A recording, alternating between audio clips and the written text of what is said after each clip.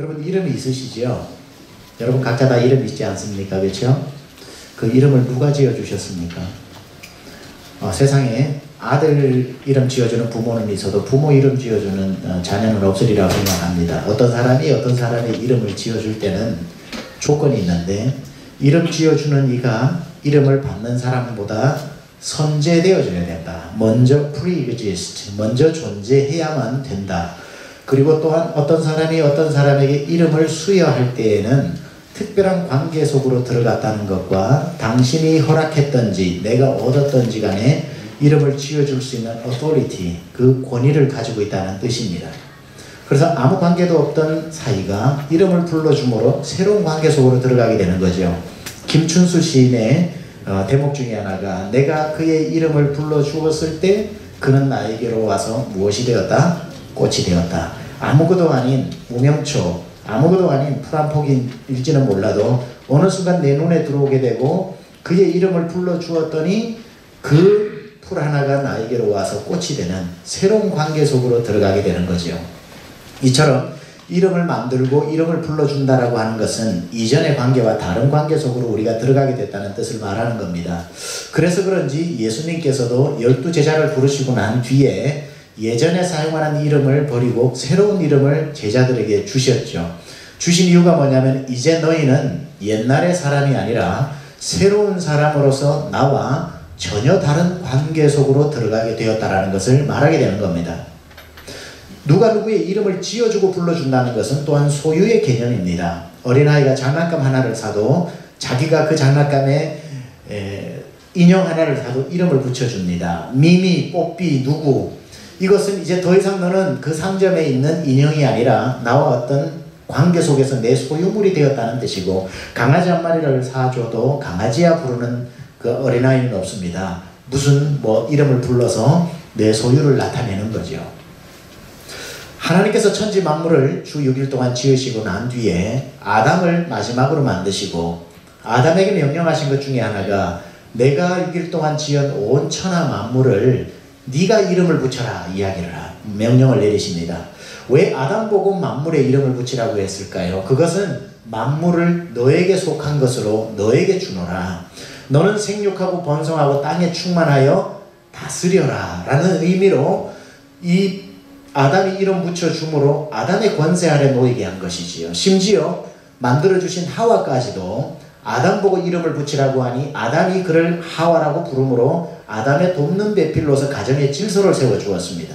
따라서 온 세상 모든 만물은 아담이 이름 붙여줌으로 말미암아 아담의 다스림 속에 있게 되었고, 마지막으로 하나님 하신 일이 뭐냐면은, 근데 네 이름은 내가 지어줄게 하고 하나님께서 아담의 이름을 지어주심으로 말미암아 아담과 아담이 이름 지은 세상의 온 만물이 다 하나님의 통치 아래 놓이게 되는 하나님의 소유가 된 것입니다. 이런 걸 보면 하나님 참 일을 간편하게 하신다. 참 하나님 지혜로우시다. 이런 지혜를 배우고 싶다 하는 마음이 듭니다. 자, 이처럼 이 중에 앉으신 분도 마찬가지고 온 세상 만물도 마찬가지고 내가 몰라서 모르는 거지 이름 없는 것이 하나도 없을 텐데, 그렇다면 우리 하나님도 이름을 가지고 계실까요? 우리 하나님의 이름은 그럼 가지고 계시다면 무엇이며 도대체 그 이름은 누가 붙여주신 것일까요? 자, 만약에 하나님이 이름을 가지고 계신데 그 이름을 누군가가 붙여주었다면 이건 심각한 문제에 봉착하게 됩니다.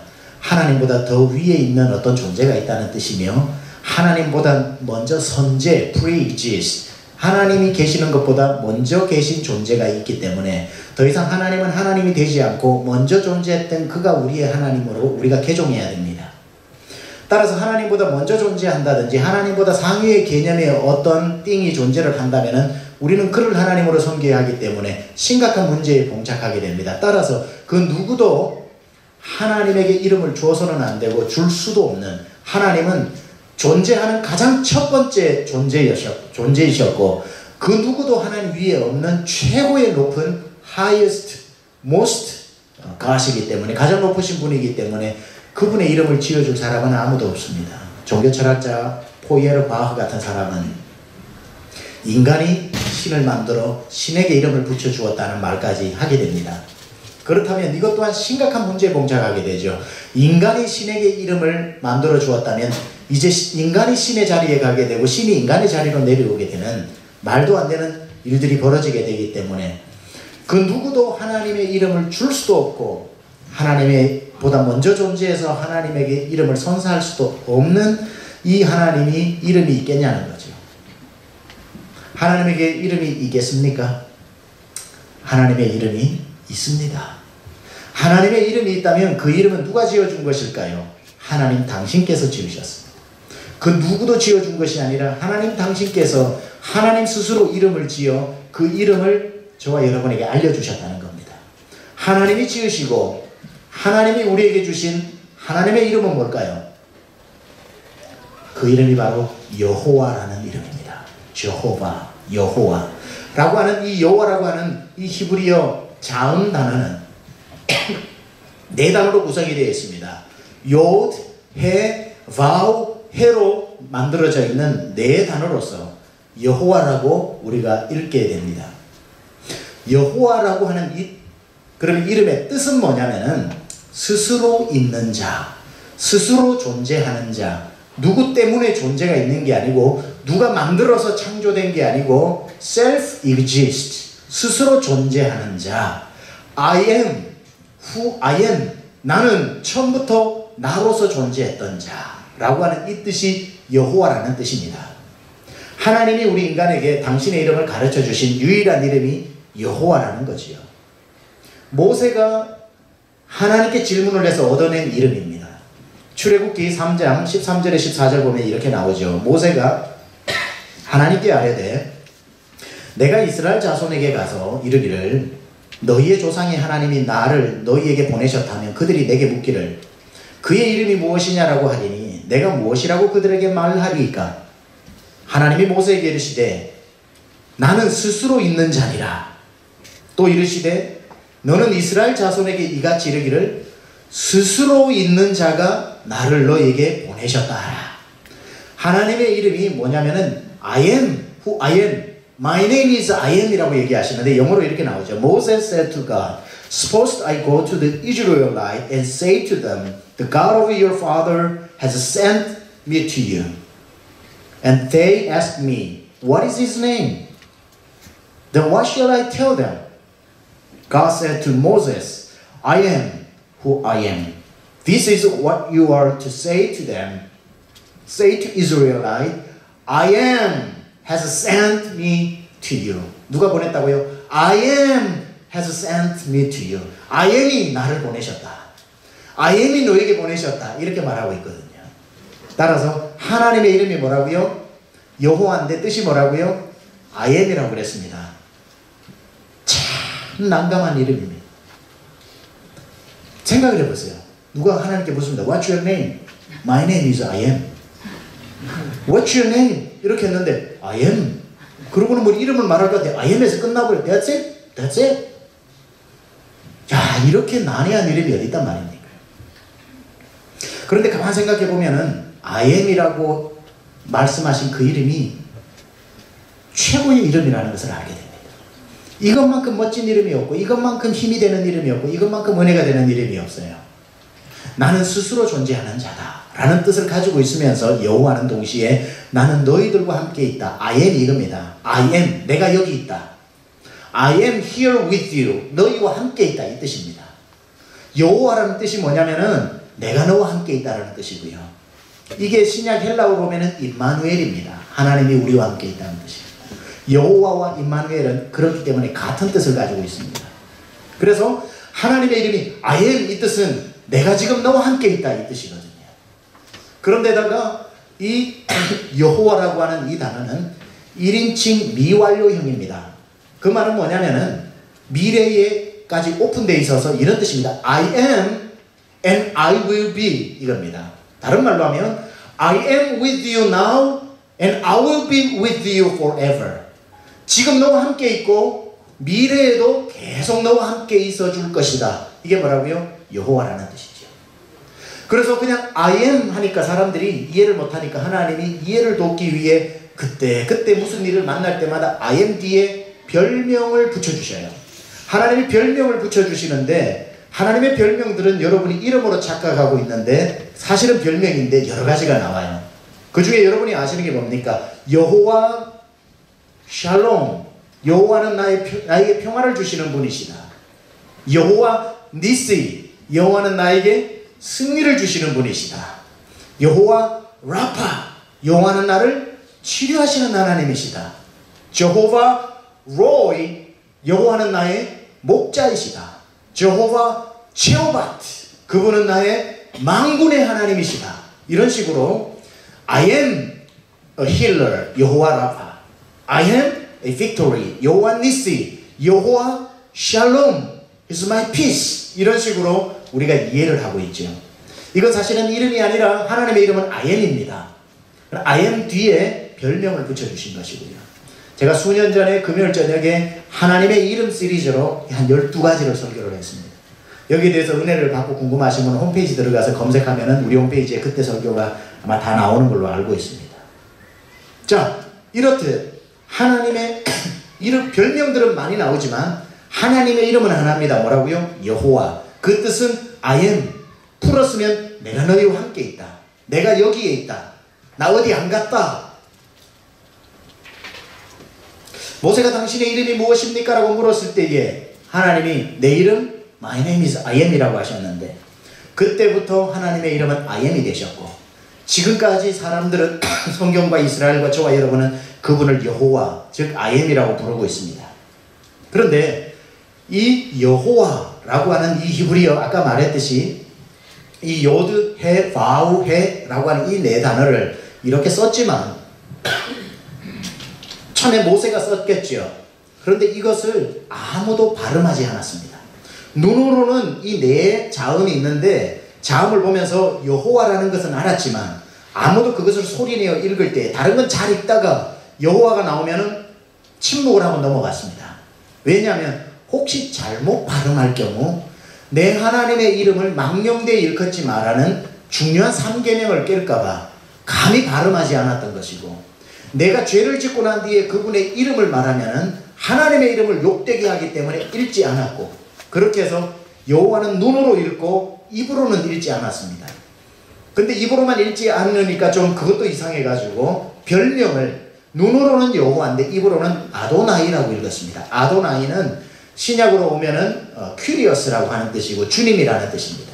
그래서 여호와라는 글자만 등장하면 그들은 아도나이라고 읽었습니다. 눈으로는 여호와라고 읽었고 입으로는 아도나이라고 했습니다. 요즘 젊은 니들이 많이 쓰는 화법이 있습니다. A라고 쓰고 B라고 읽는다 이런 말이 있더라고요.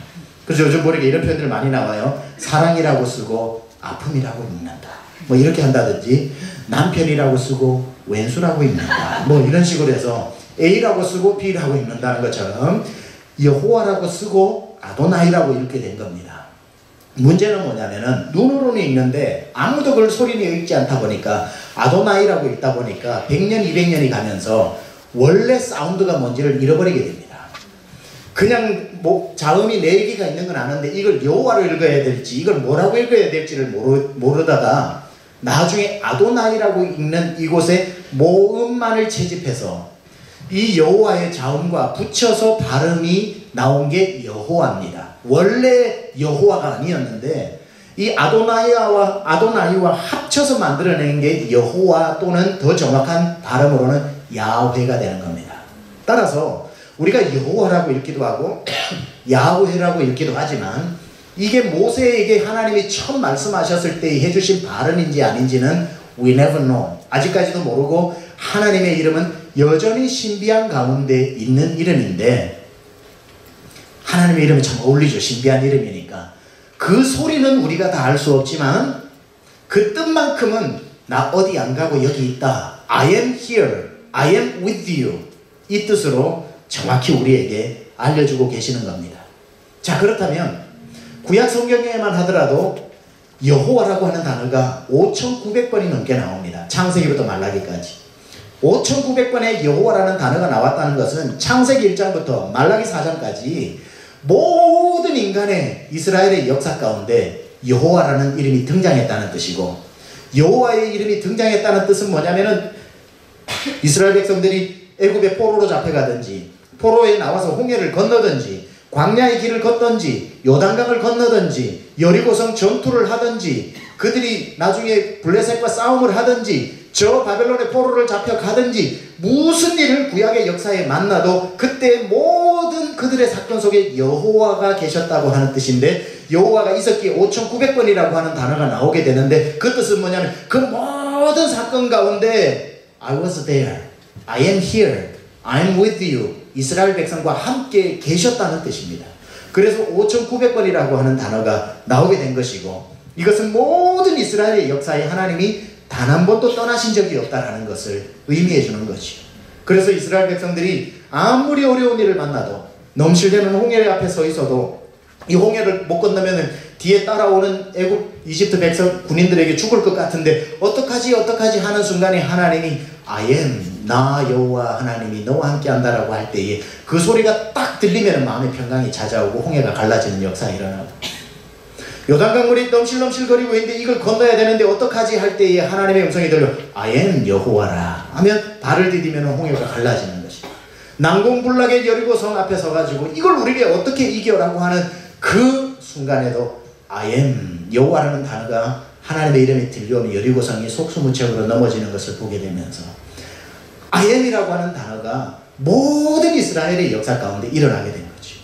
골리앗 앞에 다윗, 골리앗은 전쟁의 모든 것을 갖추고 있지만 다윗은 전쟁에 필요한 아무것도 가지고 있지 않았던 상황이었는데도 불구하고 다윗에게 나는 만군의 여호와의 이름으로 나간다고 할 때 다윗에게는 하나님이 I am으로 역사해 주셨고, I am으로 역사해 주는 다윗 앞에 골리앗은 힘없이 쓰러지는 것을 보게 되면서 하나님이 우리와 함께 하신다는 여호와, 즉 I am으로 역사하신다는 것은 어떤 두려움과 공포 사이에서도 I am 이라는 내가 여기 있다라는 단어 하나로 모든 문제가 해결되는 것입니다. 저는 어릴 적에 여러분 잘 아시지만 시골에서 살았습니다. 시골에 아주 시골 집의 특징이 뭐냐면은 화장실이 멀리 있다는 겁니다. 그리고 푸세식입니다. 여기 푸세식 출신들 계시죠? 여기 수세식도 몇 명 있겠지만 세대를 나눠보면 푸세식들이 꽤 있으신 것 같아요. 또는 푸세식처럼 세대인 것처럼 생기신 분도 계시고, 또 병원에서 태어난 분도 계시겠지만 집에서 태어난 분도 계시고, 그죠? 3분은 좀 연세 있으신 분들이 좀 계셔서 집에서 태어난 분들이 좀 많이 있는 것 같아요. 손 들어보라고 하진 않겠습니다. 저는 집에서 태어났죠. 근데 시골에서 화장실이 멀리 있는 이유는 안방 옆에 있거나 부엌 옆에 있으면은 푸세식이라서 냄새가 나니까 가능하면 멀리 있게 하는 거지. 저희 집도 마당을 가로질러 대문에 나가는 오른편에 화장실이 있었습니다. 물론 거기까지 전기선이 연결되지 않아 밤에는 깜깜했죠. 겨울이 옵니다. 여러분, 겨울에 시골의 밤이 얼마나 깁니까?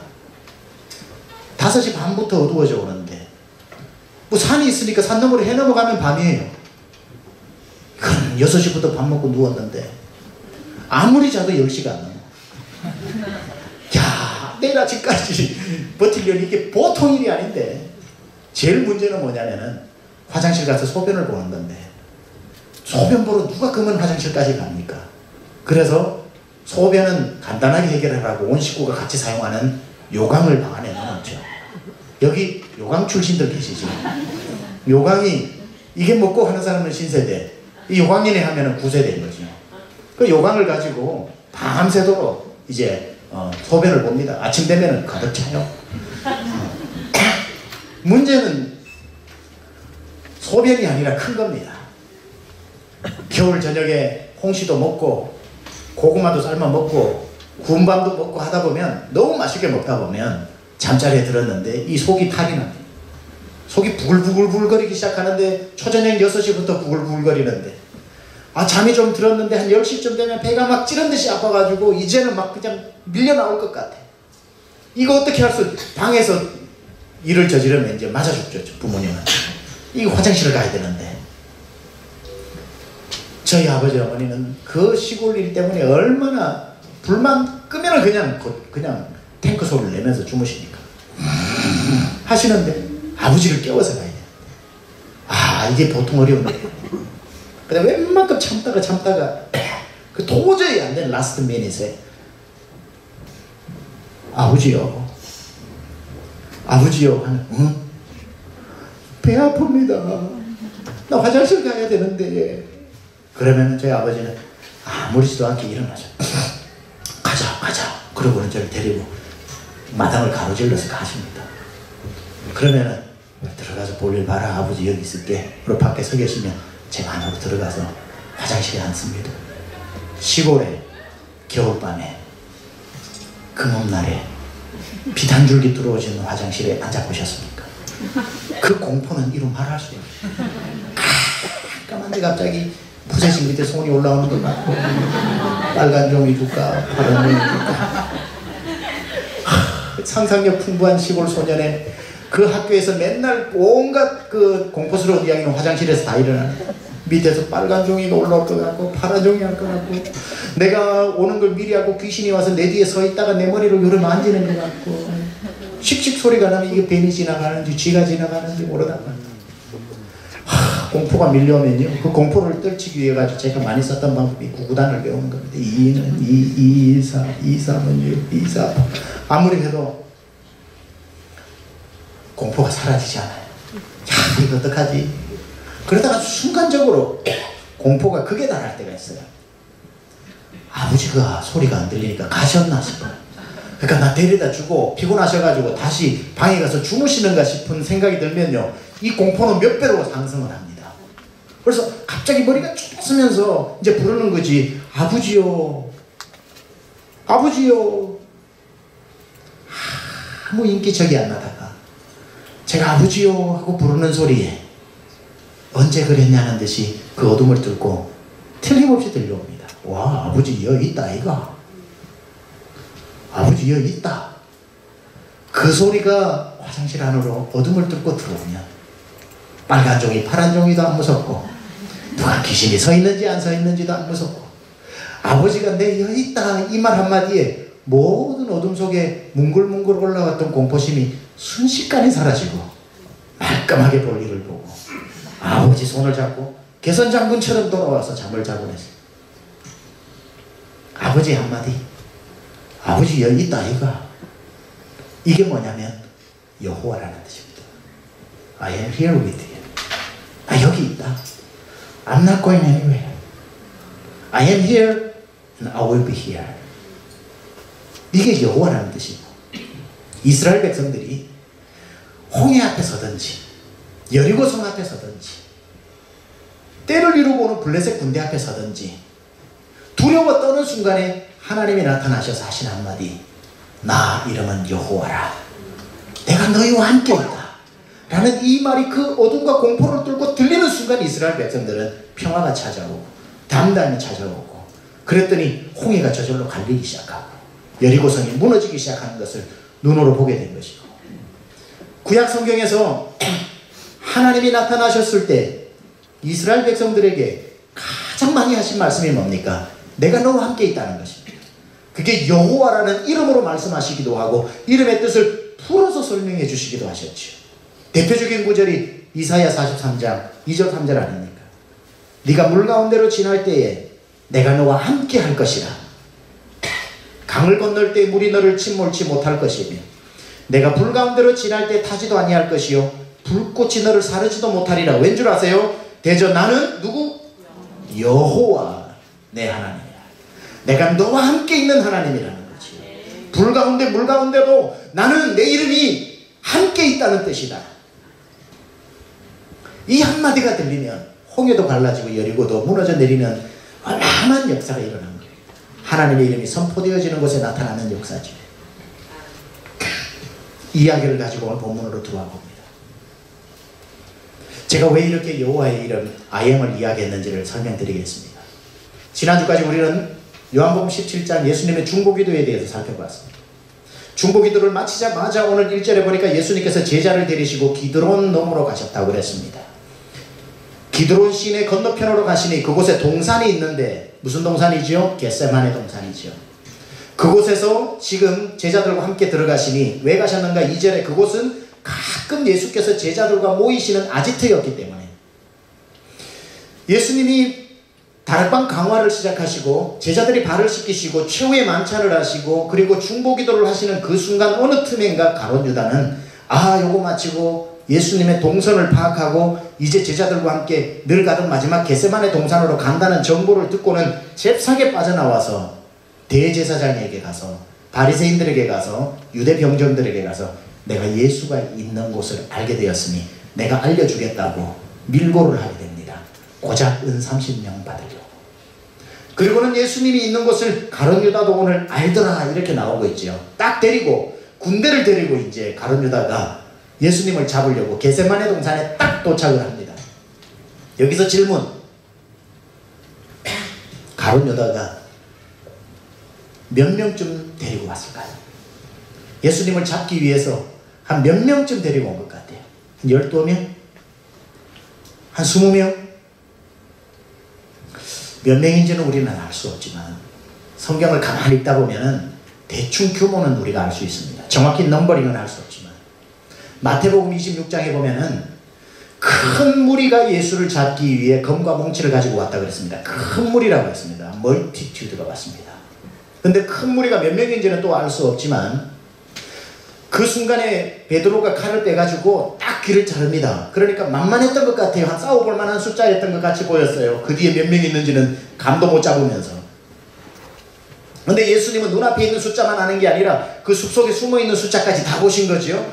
그러니까 귀를 다시 잡고 말고의 귀를 붙여주시면서 검으로 가진 자는 검으로 망한다고 얘기하시면서 예수님 뭐라고 말씀하세요? 내가 지금이라도 원한다면 하나님께 구하여 12군단이 더 되는 군사를 보내어 이들을 못 물리치겠느냐라고 하면서 사용하신 로마의 군대를 12군단을 데리고 온다는 말을 쓰십니다. 12군단의 숫자가 72,000명입니다. 물론 72,000명이라고 하는 것은 예수님이 이만큼 많은 숫자도 오게 할 수 있다는 의미를 담고 있지만 상대편의 숫자를 배려해서 그것보다는 좀 많은 숫자를 불러서 얘기를 하는 거겠지요. 10명이 왔으면 내가 1000명을 못 부르겠냐 이렇게 말씀하실 수 있겠지요. 그럼 72,000명을 언급하신 데 있어서는 상대편 규모를 얼추 알 수 있다는 거죠. 뭐 72,000명이 왔을 리는 없겠지만 그리고 난 뒤에 오늘 요한복음에도 보면 18장 12절에 보면은 그 군사를 이끌고 온 사람들에 대해서 군대와 천부장과 유대인이라고 나오는데 여기에 천부장이 나옵니다. 킬리아르코스라고 이야기하는 천부장은 여러분 아시다시피 1000명의 군인을 이끌고 있는 사람입니다. 그들이 오늘 본문에 보면 군호를 짰다 그랬거든요. 군대 조직으로 시스템을 짰다는 거예요. 그러니까 아무리 우리가 적게 잡고 아무리 적게 잡아도 예수님 한 분 잡기 위해서 1000명 이상이 동원된 겁니다. 1000명 이상이 예수님을 잡으러 왔습니다. 자, 싸우면 이 싸움 이길 수 있을까요? 못 이길까요? 1대 1000. 물론 저도 군대 갔을 때 부고가 1기당 1000으로 뭐 이렇게 한 사람당 1000명을 담당해야 된다고 얘기는 하는데 말도 안 됩니다. 1000명 이상이 왔다. 예수님 도망갈 수 있을까? 물리적으로 힘들죠. 왜냐하면 1000명 정도 숫자가 예수님 앞에 다 나왔지는 않겠지만 이미 1000명 이상을 가지고 기드론 시내를 다 막았고 겟세마네 동산에 오솔길을 다 막았고 개미 새끼 한 마리 나가지 못하도록 그 겟세마네 동산은 완전히 포위된 상태입니다. 저는 이걸 잘 알아요. 제가 군대에 있을 때 특수부대에 있었는데 가끔씩 대통령 경호를 했습니다. 대통령 경호라 해서 대단한 건 아닙니다. 이제 대단하지 않은 걸 설명드리겠습니다. 뭐 항상 붙어가지고 경호를 한 건 아니지만 대통령이 저희 지역으로 이렇게 업무를 오면은 저희는 경호를 나가야 했었습니다. 근데 우리가 할 때 대통령 경호하니까 이 정도로 생각합니다. 대통령 옆에 양복 입고 키 크고 귀에 뭐 꽂고 이렇게 있는 몇 명이 경호원이라고 생각을 하는데 맞는데요. 경호원이 거기서 끝날 리가 없죠. 그 사람들은 그냥 측근에 있는 경호원이고 우리가 사진으로 보거나 뭘 이렇게 볼 때 그 옆에 사복 입은 사람들이 거의 다 경호원들입니다. 일반인처럼 바꾸어서 있는 것 뿐이지 대부분이 다 경호원들입니다. 그리고 그 대통령이 서 있는 전후 좌우에 있는 모든 건물에서는 특전사 저격수가 나와서 항상 다 배치되어 있습니다. 모든 건물에 다 있습니다. 그리고는 그 동네로 들어가는 입구에 모든 곳에 특수부대가 다 길목을 차단하고 있습니다. 그러고 난 뒤에 그 마을 옆으로 저 멀리 수키로 떨어진 동서남북에 있는 산속에 저희가 가는 거예요. 대통령 경호하러. 저희가 가가지고 대통령 그 마을로 오는 3일 전에 가서 3일 동안 숲속에서 전투식량만 먹고 지켜야 됩니다. 10m 간격으로. 경운기 하나, 리어카 하나, 오솔길 하나 못 들어갑니다. 우리가 다 신원조회해야 됩니다. 3일 전에 하고 대통령 가고 하루 더 전투식량 먹고 우리가 집으로 갑니다. 그러니까 우리가 볼 때는 대통령이고 그 옆에 몇 명이 지키는 것 같은데 어마어마한 숫자가 산 몇 킬로 떨어진 동서남북 산까지 다 막고 있습니다. 그래서 대통령 저격하기 되게 힘들어요. 여러분 시도도 하지 마세요. 100% 실패하고 성공해도 나오다가 100% 잡힙니다. 저는 그 시스템을 다 알거든요. 그러다 보니까 오늘 본문이 그런 겁니다. 예수님 앞에 대표자로 몇 명이 와가지고 당신 잡으러 왔다 할지 몰라도 예수님 눈에는 벌써 다 보이시는 건데 이 겟세마네 동산 전체가 다 빼곡하게 점령당한 상태에서 예수님이 그 어떤 그 지리를 예수님이 너무너무 잘 아시더라도 절대 빠져나가지 못합니다. 신출귀몰하는 요술쟁이도 그 군호를 벗어날 사람은 없다는 겁니다. 그래서 마침내 예수님은 그들에게 잡혔고 압송되었고 판결받았고 판결대로 십자가에 달려 돌아가셨습니다. 여기서 질문드립니다. 예수님께서 잡히셨을까요? 잡혀주셨을까요? 예? 잡히셨을까요? 잡혀주셨을까요? 이건 말장난 같지만 굉장히 중요한 단어입니다. 잡혔느냐 잡혀주셨느냐. 예수님이 그 치밀한 군사력 앞에 조직 앞에 잡힌 것일까? 아니면 그 사람들 사이를 투명인간처럼 지나가실 수 있음에도 불구하고 잡혀주신 것일까? 예수님은 오늘 본문에서 제자들에게 분명히 한 가지를 보여주십니다. 내가 잡힌 게 아니라 잡혀준 것이라는 것을 알려주기를 원하셨습니다. 왜냐하면 너희가 앞으로 세상에 나가 나의 제자로서 살아야 될 텐데 실패한 스승을 전하는 사람이 아니라 승리한 스승을 전해야 된다는 것을 제자들의 머릿속에 각인시키기 위해서 힘이 없어 잡힌 스승이 아니라 힘이 있지만 하나님의 목적을 이루기 위해서 보냄받은 대로 사명 따라 잡혀준 그 하나님이었다는 것을 최소한 보여주기 위해서 어차피 잡히시겠지만 잡히시기 전에 아주 중요한 한 가지를 하십니다. 예수님이 무엇을 하시냐면은 오늘 본문에 이제 군호를 짜서 온 사람에게 예수님이 앞장서서 물으시죠. 너희가 누구를 찾으러 왔느냐? 그렇게 물으니까 그 대표자가 한 명 얘기하죠. 우리는 나사렛 예수를 찾으러 왔소 라고 이야기를 하자 예수님이 그 순간에 잡아가라 이렇게 하지 않고 그건 잡혀가시겠지만 중요한 한 말씀을 하시는데 우리가 예수를 잡으러 왔소 하니까 예수님의 대답이 뭐냐면 바로 I am 하시는 겁니다. I am 이라고 딱 얘기를 하니까 6절에 예수께서 그들에게 내가 그니라 I am 하실 때에 그들이 물러가서 땅에 엎드려지니라. 희한한 일이 하나 벌어진 거죠.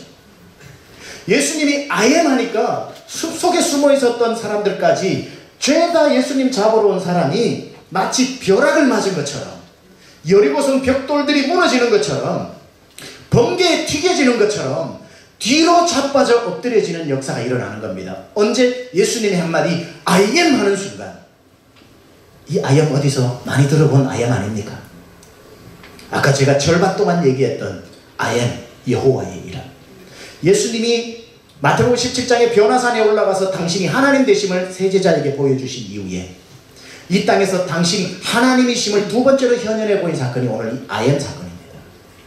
I am 할 때에 모세 앞에 하나님이 I am 여호와께서 I am 하신 것처럼 예수님이 오늘 여기에서 I am 하시면 그 순간에 그 잡으러 왔던 사람이 뒤로 물러가 자빠지는 하나님의 매니페스테이션, 현현이 일어나버린 거죠. 이걸 의도적으로 예수님이 지금 제자들에게 보여준 것입니다. I am 이라고 이야기하셨는데 물론 예수님은 이전에도 사복음서에서 I am이라고 헬라어로 하면 에고에임입니다. 에고에임이라고 하는 I am의 얘기를 많이 하셨는데 그때는 별명을 설명해 주시기 위해서 I am이라고 하는 주어 보호를 쓰신 것 뿐이고요. 뭐 주어 비동사를 쓰신 것뿐이고요. 예수님이 많이 해서 나는 양의 문이다, 나는 생명의 떡이다, 나는 생명의 물이다, 나는 뭐 포도나무다. 예수님이 별명을 여호와 자이레, 여호와 샬롬, 여호와 라파, 여호와 로이, 여호와 체오바트 이렇게 쓰시는 것처럼 별명을 쓰실 때 하셨지만 그 별명을 떼버리고 모세 앞에서 여호와 자이레, 여호와 니시, 여호와 라파라고 말씀하지 않고 모세 앞에 아옌이라고 말만 하신 것처럼 예수님이 오늘 이들 앞에서 나는 생명의 떡이다, 나는 포도나무다, 나는 양의 문이다고 말씀하지 않고 다 떼버리고 아옌 하실 때에 그들이 뒤로 나가 자빠지는 역사가 일어난 겁니다. 바로 예수님이 하나님 되심을 보여주신 거죠.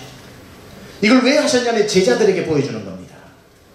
제자들 앞으로 너희가 세상 가운데 나갈 때 너희는 가서 모든 족속으로 제자를 삼아 아버지와 아들 성령의 침례를 베푸고 내가 너희에게 분부한 모든 것을 가르쳐 지키게 할 때에 내가 세상 끝날까지 너희와 아엠하겠다. 그럴 때마다 내 이름이 선포되어지는 그 순간마다 오늘 이런 현상들이 나타날 것이다. 두려워도 말고 쫄지도 말고 물러서지도 말고 바로 오늘 내 한마디 아엠이라는 말이 여호와라는 이름, 아엠이라고 하는 스스로 있는 자의 이름이 선포될 때 이런 역사가 일어나는 것을 똑똑히 기억하라는 겁니다. 제자들을 생각해 보세요. 와, 예수님하고 있는데 갑자기 막 군대가 쳐들어왔으니 얼마나 두려웠겠습니까? 와, 끝났다. 예수 따라다닌 3년이 고작 이렇게 결론이 나는구나. 아, 저 군대를 보라. 저 숲속 뒤에서 들려오는 군사들의 말소리를 들어보고 창소리를 들어보고 우리는 꼼짝없이 죽었다고 생각하는 그 답답한 절망적인 순간에 예수님이 보여주고 싶으셨던 것은 너희가 이러한 일을 만날 때 예수님이 내가 그다 아엠이라는 한마디에 저들이 속수무책으로 쓰러지는 것을 제자들에게 보여주셨던 거예요. 앞으로 너희가 어디를 가든지 답답한 일을 만나고 무슨 일을 만나도 내가 그 한가운데 아엠으로 역사하면 이런 일이 일어날 것이라는 것을 보여주신 것입니다. 그 예수님이 오늘 여러분과 함께 하신다는 사실입니다. 네. 여러분 곁에서 말씀하십니다. 누구야? I am with you.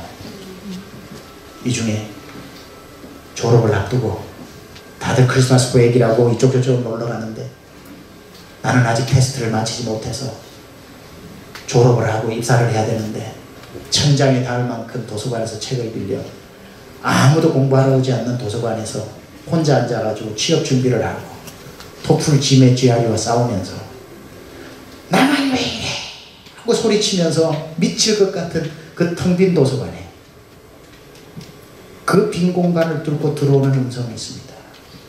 I am with you. 내가 너와 함께 있다. 이 중에는 혹시 회사에서 해고 통지서를 받고 남아있는 한두 달 시간 산소호흡기에 남아있는 산소가 빠져나가듯이 숨이 옥죄어오는 그 순간에 괴로워서 소리 지르며 왜 나에게 이런 일이 닥쳤냐고 소리 지르고 싶은 그 순간에 그 어둠을 뚫고 들려오는 소리 I am with you. 행복하게 연애를 했는데 그리고 결혼을 하면 계속 행복할 줄 알았는데 결혼하는 그날부터 지금까지 단 하루도 행복한 날이 없었던 그 삶 때문에 이제는 단 하루도 버틸 수가 없어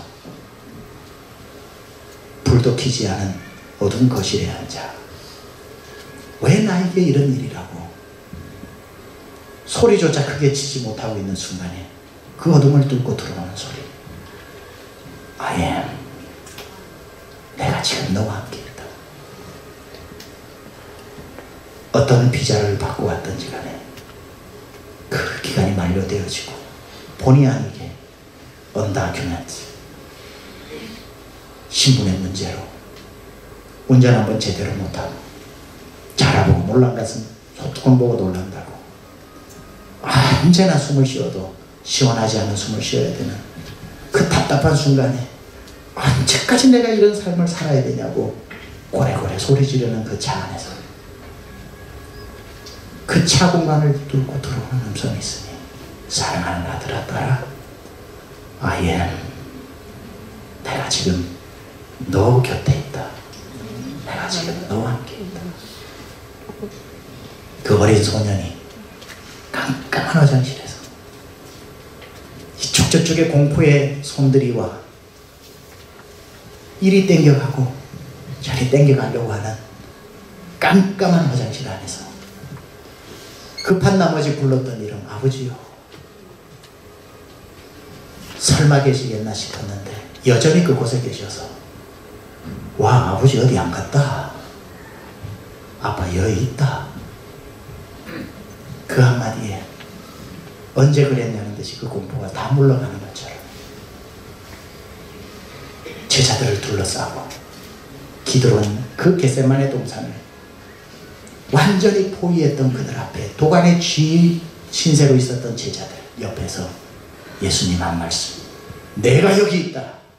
이 말에 그 군대가 쓰러진 것처럼 그 기드론 골짜기에 울리던 IM의 메아리가 오늘 여러분의 삶의 현장에도 들려올 수 있기를 우리 주 예수 그리스도 이름으로 축원합니다. 우리는 말씀 가지고 한번 기도합니다. 주님 말씀하십니다. 내가 너와 함께 있다. I am with you. I'm not going anywhere. I will be with you. 사랑하는 아들아, 사랑하는 딸아, 그 옛날 기드론 골짜기에서 메아리쳐 울렸던 나다 라고 하는 그 소리가 우리의 삶의 현장에 오늘도 들려올 때 우리를 옥죄고 있는 어둠의 문제들이 떠나가게 될 줄로 믿습니다. 주님은 창세기부터 요한계시록까지 내가 너와 함께 있다 여호와, 내가 너와 함께 있다 임마누엘, 내가 너와 함께 있다 말씀해 주시는 그 하나님이 변함없이 오늘도 우리 가운데 물 가운데로 지나는 여러분, 불 가운데로 지나는 여러분에게 여전히 함께 하시는 줄로 믿습니다. 기도합시다. 하나님, 그 하나님이 있음을 제가 믿습니다. 이제 그 하나님의 이름 붙잡고 승리하기를 원합니다. 하나님의 이름으로 승리하기를 원합니다. 주여 이곳에 계심을 내가 믿나이다. 기도하겠습니다. 하나님 아버지, 오늘도 이 시간에 기도합니다. 하나님이 우리와 함께 하신다는 이 엄연한 사실을 다시 한번 기억합니다. 눈에 보이지 않고 손에 잡히지 않고 내 곁에서 느껴지지 않아도 하나님은 여기 계시고 하나님은 우리와 함께 하신다는 이 사실을 믿습니다. 오늘 3부에 나와서 하나님 아버지 정말 천천만만의 군대의 행사인 것 같은 노력 가운데 있는 성도들에게 그 한가운데 기도를 신에서 외치셨던 주의 음성, 나다! 내가 여기 있다! 내가 이 사람과 함께 있다. 그 순간에 어떤 문제라도 다 쓰러지고 넘어갈 줄로 믿습니다.